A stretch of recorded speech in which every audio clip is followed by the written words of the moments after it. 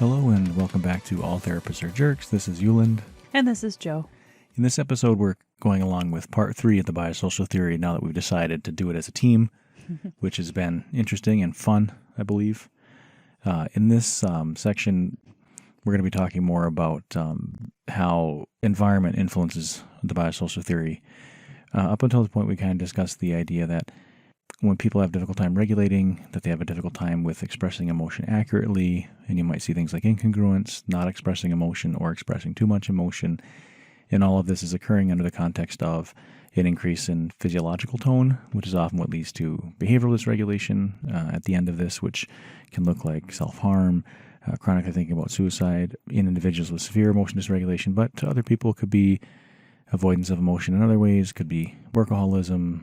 Binge watching Netflix. Yes, that's a good one. So Over-exercising. Over-exercising, true. Binge eating something, or, even restricting, if that's your thing.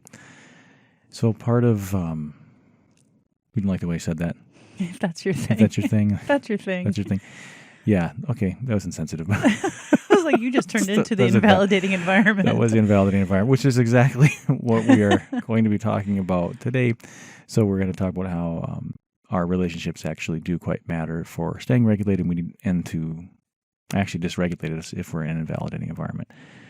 As you recall, to regulate your emotion, you have to have validation from either internal validation or external validation. So either coming from yourself with self-compassion or non-judgment, or the environment you find yourself in has to also be validating. If you can't validate yourself, then you become dependent upon your environment, which is actually a bad place to be, because most environments are not very validating, which is what we're going to start talking about today.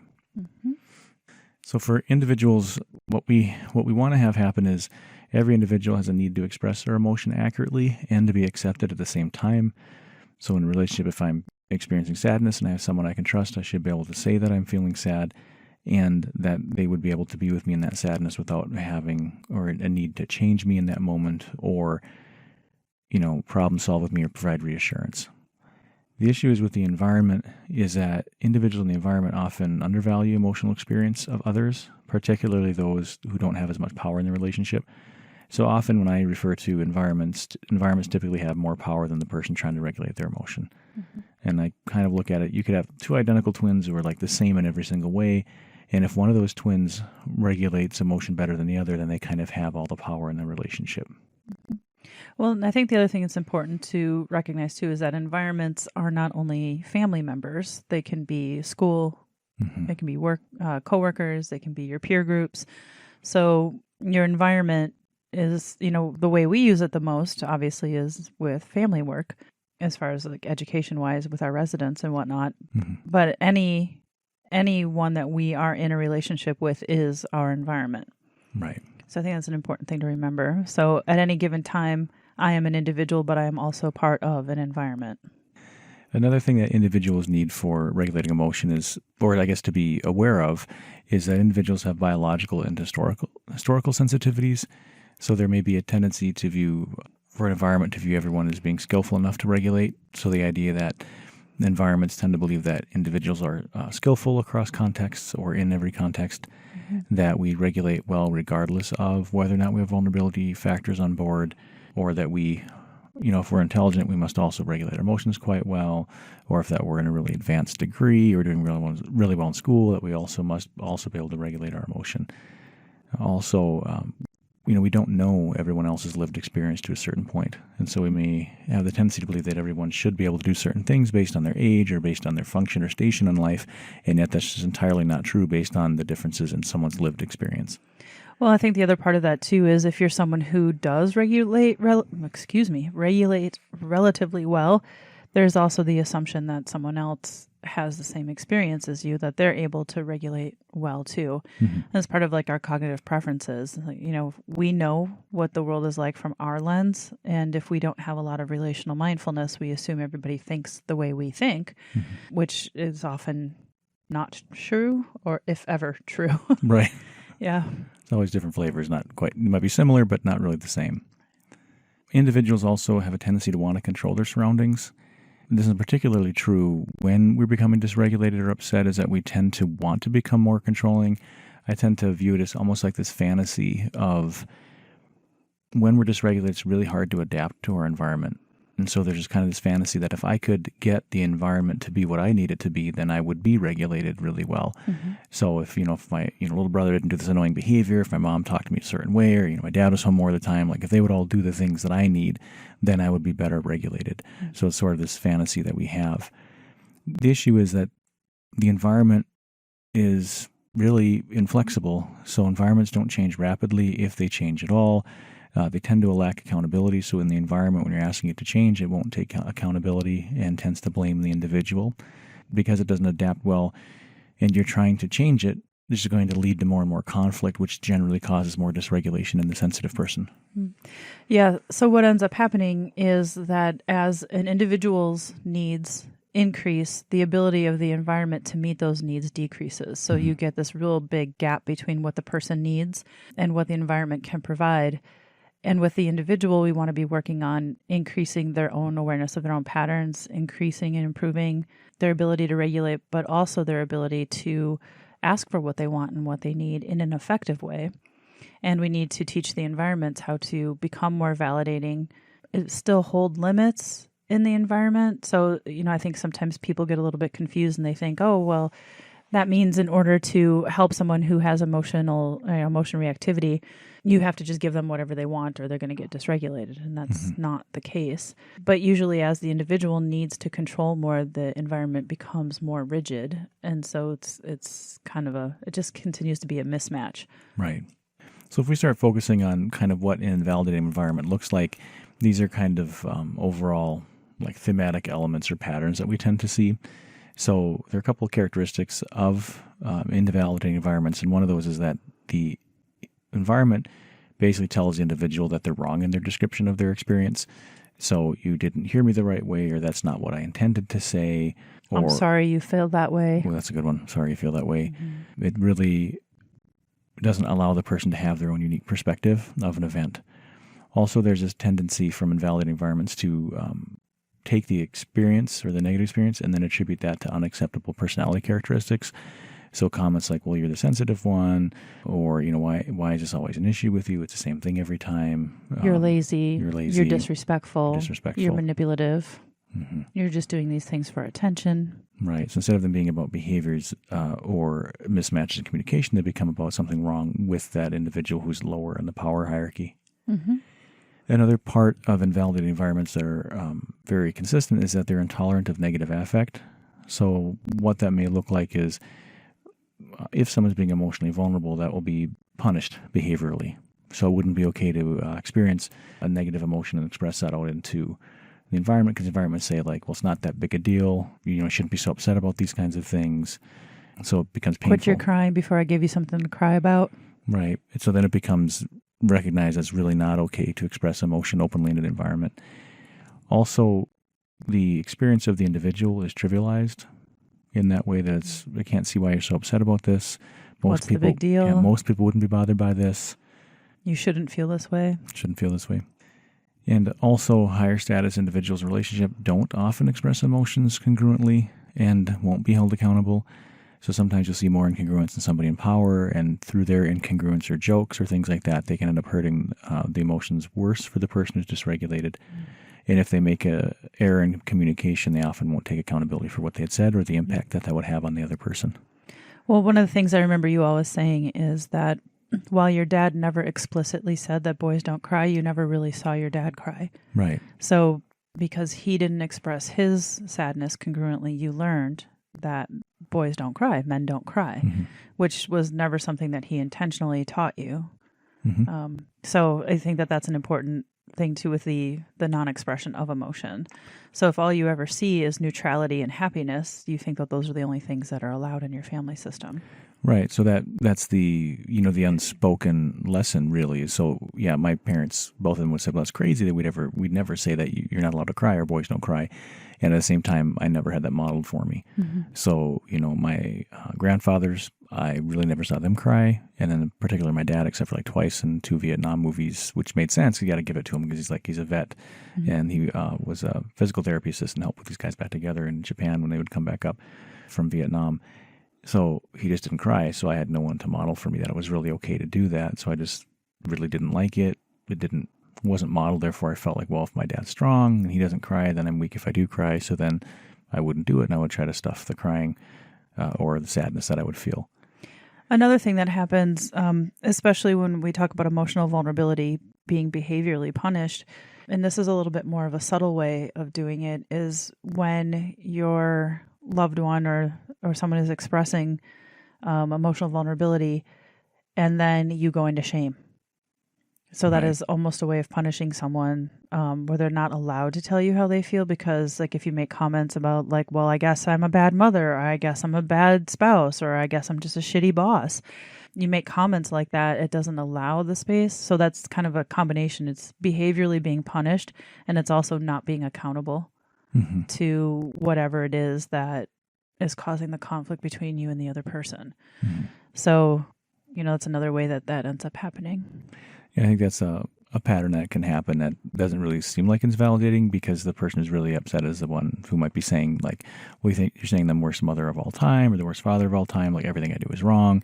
And so going to that extreme, they're not really aware of how invalidating that is to the other person, but also leaves them no room to express their own point of view, like you were saying. I can never do anything right. So that kind of getting defensive and walling up in shame is not helpful, or walling up in anxiety is a similar process. So I view it, intolerance of negative affect. I like the idea of thinking of what I call a negative space. So the negative space to me is that the individual who's feeling intense emotion, and which often maybe is going to be negative emotion, that they can present that negative emotion into the family, and that the family kind of like opens that space so that the negative emotion can be there. And so what that behavior looks like is, not providing reassurance, not problem solving, having validating statements that are generally short. I think a lot of people who validate have a tendency, at least parents do, of going on too long, like they run on sentences. So rather than just being a simple, declarative sentence like, it looks like you feel sad. You just like, I understand that you're sad, and I was wondering if maybe we, it was on and on and on, or just like, no, just say it and then leave it. But I think it's difficult because once they put that period on the end of the validation, their own tension in their own body rises to be sitting with someone you love who's suffering, that you want to do something to stop it. Right. And so invalidating environments aren't always like abusive either. Right. So that's one thing we need to be pretty clear about. Most invalidating environments are really good environments, very strong parents, effective for the most part, or teachers or peers. I think peer groups, especially with teenagers, maybe not so much, but but I think it's important because, that's pretty strong. Like that's an invalidating environment. That's really a strong thing. And I think when we're teaching the biosocial to our families, we try to teach it as a no blame model, in the sense that, everybody's been doing the best that they can. And there's small ways where we're really well intentioned that invalidate someone. So things like minimizing, problem solving, caretaking, rescuing. These are all ways we think that we're showing love, but really what we're doing is we're dispelling our own tension as the person in higher power in these relationships. So I think that that's really important. Invalidating environments can be abusive. They can be neglectful. So that's also important to know. But, being referred to as an invalidating environment, it doesn't necessarily mean that there's any type of actual abuse going on. It's just the way the person experiences you or experiences lack of connection with you. And also to watch for one of the things that can be really invalidating is when, a parent is connecting with their child in warmth, or a loved one's connecting with their loved one in a lot of warmth, but then also offering criticism at the same time. So kind of like validating, being warm and accepting, and then landing criticism in a blaming type way is extremely confusing to the person being invalidating, because they're feeling love and feeling connection, and then they have these abrupt kind of like shift into you've been criticized, and that's extraordinarily confusing within the context of a relationship. I'm trying to think of a good example of that, but one's not coming to me right now. But I know we see it all the time. It's funny, I actually can't think of an example. I know. That's crazy. I was even thinking like in my own personal life, like with my daughters, and I can't really think of one off the top of my head. But it's you see it frequently where someone says something, does something, it feels safe to, Okay, in family sessions, we'll see this sometimes where a daughter might work really hard at like a conflict resolution and then say to the parent, the things that they need or how they've been experiencing the parent over the years and what those unintended messages have been. And then the daughter will do like a really great job with it. And the parent will say, yeah, I want you to be able to come to me. I want to be able to make these changes. I'm actually giving you permission to call me out. If I start doing that pattern, just let me know that I'm doing the pattern. And before even the end of the session, the person will call them out and they'll get defensive like immediately. So it's like, yes, I want this connection with you, And almost immediately you get that emotional withdrawal when they do. So I guess that's one example of it. I know there's other clearer examples, but I think that's the only one that pops into my head right now. Or it might be, I'm willing to make all these changes for our relationship so we connect better because you're a sensitive kid. Oh yeah, there it is. And there's like that. Because you're sensitive, I'll change for you. Because you're so sensitive emotionally. Yeah. So it's kind of one of those things you might not catch in the moment, but after say like, oh, what did you just say? Not that we can communicate healthier and with more vulnerability as in any relationship would be, but we have to do it because you're so sensitive rather than just because we want to relate well together. So there's generally, when we talk about emotional reactivity and, within individuals, and that often either they're born with traits or they don't have traits, but just because this mismatch between them and the environment, they develop the traits for it. Generally, we can realize that it's a really, it's a fitness thing over time. So it's like the individual bringing their unique biology to the relationship and then also the environment response. So some of the unique contributions that an individual can bring is, like we said, their emotional reactivity. So they're sensitive, they feel things intensely, they have, slow return to baseline. They might be children who are impulsive and act quickly without much thought. Often individuals can have neurological sensitivities like sensory sensitivities or defensiveness to like tags in clothing, bright lights, loud sounds. Also just a history of difficult soothing. Sometimes you have these infants where like you just, no matter what you do, just following that like short list of things you do to soothe the baby just never seems to work, or they're colicky, which is pretty distressing for parents. So the environmental contribution would be and can be in response to a child, but also remember that it's kind of a cycle. It's not that it starts with the child, it starts with the environment. It's like it could start really anywhere. But what the environmental contribution would be is kind of like either pretty significant invalidation or low-level chronic invalidation that occurs because of the mismatch. Often there isn't going to be a coaching of skills. So teaching that child or that person how to then regulate themselves in these environments. Well, and I think that the no coaching of skills is really important, because a lot of times what ends up happening is that you're like, well, just stop it. And there's no like, well, how do I stop it? I think you tell a story about that. Like you tell your son to go to his room and calm down. Yeah, that was a good one. Yeah. So that's like, you're not coaching him on how to do that. Like, how do you actually calm down? You're 5 years old. You don't know how to calm down. Right. I just want you away from me because I can't tolerate, the distress that it's causing me. But I'm not actually teaching you how to regulate, how to do that. That happens a lot as well in family systems or in relationships where one of the person has, anger management issues.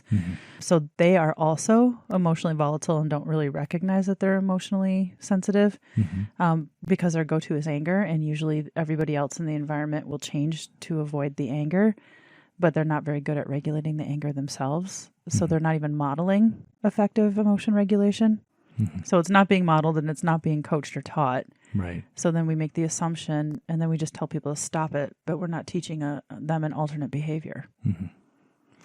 Also, you will get negative reinforcement of aversive emotional expression, which is a total mouthful. So what this would mean would really is a kid. It's the example of the kid in the candy store, and so you can think of this example in many different ways, even for adults. Which is one person. The emotionally sensitive person in that situation is getting louder and louder and louder with expressions of emotion, which becomes unbearable to the person holding the power or trying to set the limit. And so then they flex the limit because of the intensity of the emotion. And so what happens is that flexing the limit reduces tension in the person who was having the tantrum, so to speak. So Marcia uses that term, no tantrums. She's serious because adults can have tantrums like children do as well. And the idea is if you flex the limit, then you've now negatively been reinforced to have more and more of that aversive expression of emotion that flexes the limit. and then unconsciously the other person recognizes that that works. Mm-hmm. It's just a pattern of behavior. It's not a conscious thought that it works. Well, and the reason that we end up flexing the limit in the first place is because we can't tolerate the distress in our bodies. Right. So I remember that very clearly when one of my daughters was very young, and we'd go into the store and she would want something and she kind of like would throw that fit, that little tantrum. Mm-hmm. And at first I was all embarrassed, like, "Whoa, God, everybody's looking at me. Everybody's looking at us. Like, people are going to think I'm a bad mom, and then you start that like, oh, I have my own embarrassment thing going on. So then you give her something to subside or to make it go away until what you don't realize is that you're just creating this like horrible, vicious cycle. So my emotional response to her tantruming is like, make it stop. Mm-hmm. And so I get negatively reinforced because that embarrassment and shame goes away. But now I'm also positively reinforcing her for that behavior. So it's a mess. Yeah, absolutely. So what we know happens with people who have emotional reactivity is they experience intense primary emotions and then shift into a pattern of avoidance that's often unconscious. And so as we talked about in our last episode is how the avoidance is actually not expressing emotion accurately. So we have the overexpression of emotion, not expressing any emotion at all while being pretty torn up on the inside or pretty overwhelmed emotionally internally, but no one around you knows this. Also, there's incongruence of emotion. So that would be expressing an emotion that's not actually the primary emotion. So this is miscommunication in the moment. So for the individual who's trying to validate themselves, they can't really because they're often confused about how they feel and they don't really maybe know how they feel because of the incongruence or not expressing emotion. So if they're not expressing emotion, usually inside, they're being highly self-judgmental. Like, I can't feel this way, I shouldn't feel this way, it's so dumb to feel this way, boys can't cry. That's the kind of language you have on the inside while they're looking calm on the outside. The issue with that is when we're invalidating ourselves or shaming ourselves, that's actually driving us to become more and more dysregulated to a point where we might fall into behavioral dysregulation and do something dangerous or something against our values. The flip side is if we're looking to our environment, if we're becoming dysregulated or struggling, or maybe we're not dysregulating, but invalidation could just spark it, is we're often not communicating our emotion clearly to our environment because either the environment's unsafe or we don't know how we feel. And so what happens is the environment can't really match our needs because we're not expressing them congruently in a way that's useful. So often people won't know that we're overwhelmed if we're not expressing our emotion. Or if we're incongruent, people think it's safe to joke with us or, do those kinds of things, not really recognizing how upset, the individual might be internally. Or if we overexpress too much emotion, we tend to get rejected by the people around us. And I think for a lot of residents we work with, and I think this is true for people who suffer with emotional reactivity, is often I think that the fear of abandonment often happens because of these like micro rejections that occur like over and over and over and over again, is that you're just primed to feel extraordinarily alone in the moment, like no one's with you. And I think it's difficult because when this occurs at a young age, you don't have a sense of identity. So really, you look inside, it just feels empty. Like there's really nobody there. Like if at my age, if I get rejected, I can kind of, I can look inside and I kind of know who I am, what I'm working on, what I like about myself. So I'm still with me. But when you don't have an identity, it's horribly alone. And so there becomes this primed fear of abandonment and rejection relationships. And then you start to seek out all the signs of this rejection. Right, you're looking for it and seeing it when it's not there. You might start changing your behavior because of the fear that it's going to happen. In relationships, you'll see like this merging. And then you do the behaviors that end up causing you to get rejected, so it becomes a self-fulfilling prophecy. Right. So this then drives the pushing and pulling in the relationships that we're often seeing in emotional reactivity. So I think often for our unit, for insurance purposes, I say we're treating, major depressive disorder. And on some level, really, I think that we're really fighting against chronic shame and cycles of shame. So a lot of times SSRIs aren't super helpful when the cycle of shame is going because really they'll treat depression. But when you're working with someone who has this internal monologue of how bad of a person they are internally, that they've kind of really brought in from their environment and their interaction with their environment, that's fundamentally something that's going to have to change in order for them to heal and to get better. So that becomes very important to their treatment. Also, the invalidating within the environment is why we work so much with families. Is if we can, even like you said earlier, there can be families that are great families, just they have this chronic low-level invalidation that they're not aware of and they didn't know about. And so if we can work to change that, that can actually help the individual regulate better and be more effective in the moment. Well, I think another thing that's really important to highlight here, and I think we've talked about it in previous podcasts or in previous episodes, is how chronic low-level invalidation can be just as traumatizing as like an index trauma. Mm-hmm. So Right. if your lived experience is chronically invalidated, that can have as much damage on your psyche as experiencing like assault or abuse. Mm-hmm. And you begin to not trust yourself at all. Like, Right. I can't trust my emotional responses. My emotional responses are always wrong, which makes it very difficult for you to get into healthy relationships because you're probably connecting with people who are also ineffective, Right. which can be quite dangerous. Right. So. And so just a real quick addition onto this too. So when we're going into the pattern of avoidance and becoming incongruent, our physiology is increasing, like we talked about before. So if we're invalidating ourselves or being invalidated by the environment, our physiology is going to get real intense really fast. So invalidation actually drives to behavioral dysregulation. However, someone who's really good at validating us, if we can validate ourselves, we're less likely to get dysregulated. But if someone in an environment, we have that one person who's just really good at validating, like they get us, they let us be us, and then we feel understood and we feel okay, that will actually work to decrease the level of physiological intensity that someone feels. So I view validation really actually as a medical treatment because it's one of the few things you can do with words where actually you can physiologically calm somebody down if you're able to land validation well. So I think that's important for family members to know is that, or individuals who have a hard time regulating their emotion, like if you can validate yourself, it can powerfully get your physiology down to where you're not doing things against your values. Environments that are more validating will have less crisis energy in them. And of course, when I say validating, not validating the invalid, right? Or not weakening people by rescuing people, but actually validating what is valid. And being good at that can lower crisis behaviors and dangerous behaviors. So that would be a really good prompt for our listeners if you haven't already listened to or need a refresher on our validation episode. Right. So there's some common missteps by environments that we see. Some of this we've discussed before. Invalidation is going to lead to worsening of regulation and into behavioral dysregulation. Functions of behaviors are not investigated, but rather the individual is judged. You kind of see things about that we talked about earlier, like, well, you're a sensitive person, or, cutting, that's just not something this family does. That's against our values, but there's no, we judge the person or the behavior rather than trying to understand it. Yeah, and that's where you start using those words like manipulation or disrespectful.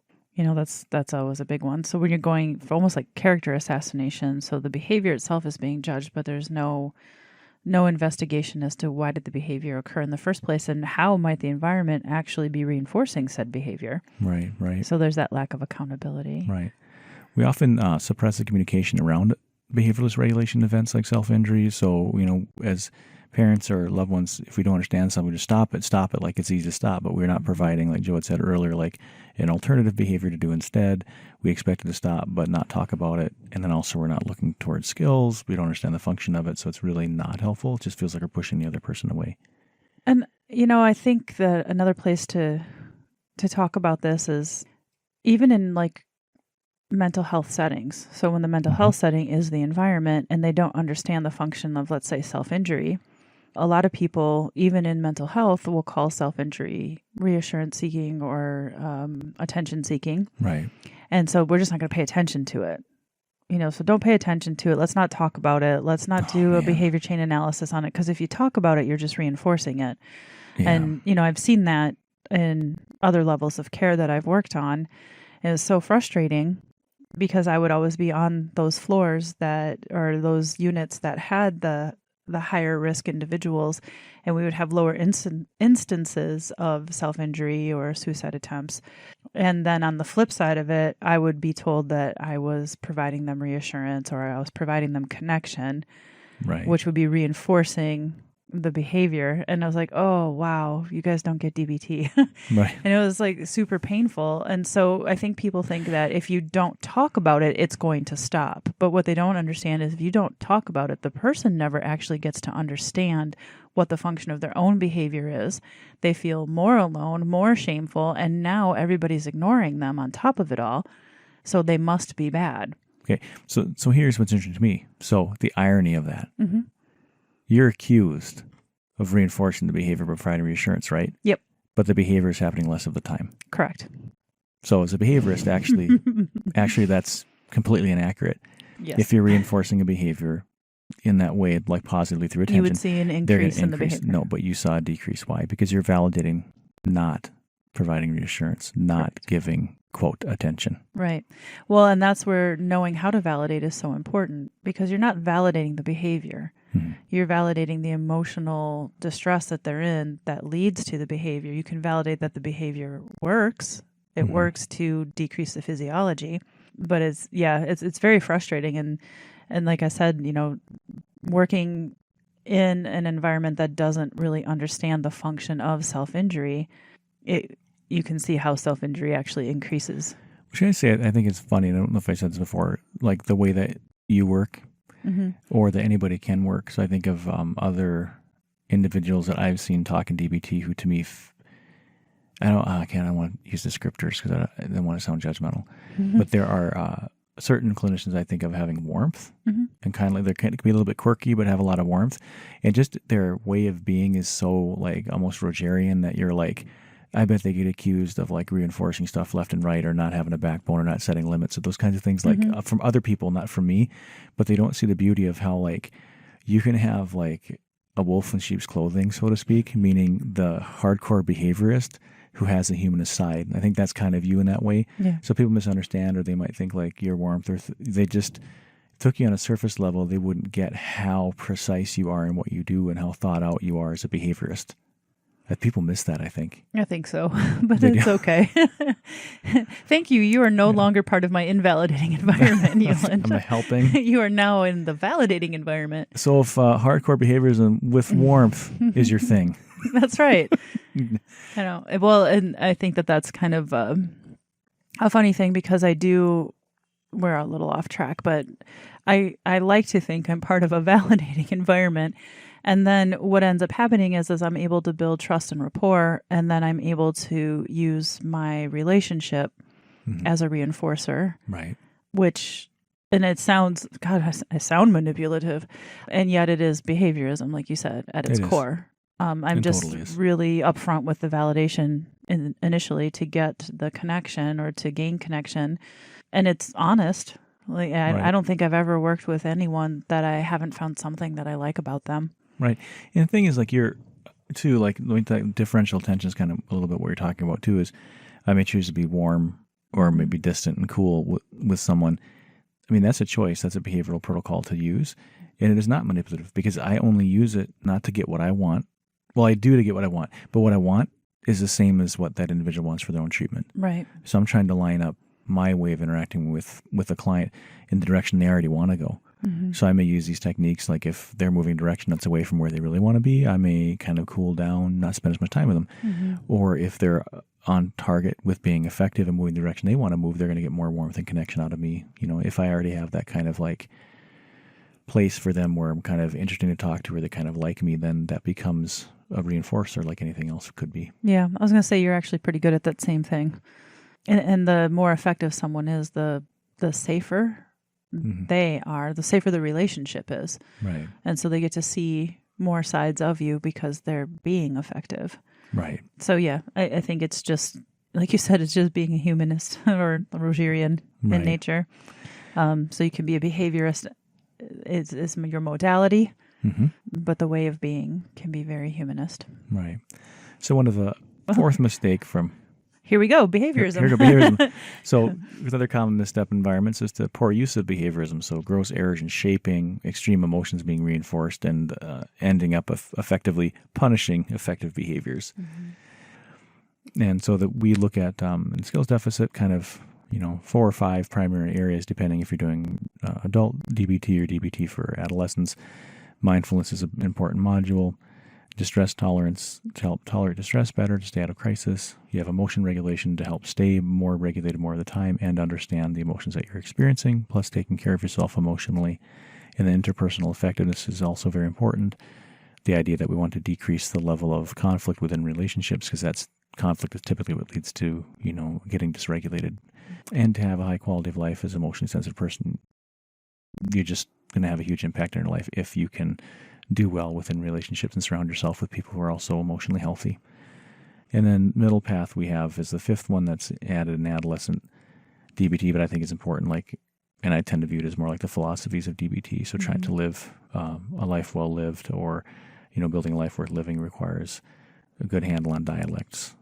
Phenomenology, stoicism, I think, is part of DBT as well. So this has been an episode of All Therapists Are Jerks with Yuland and Joe. Thank you for listening.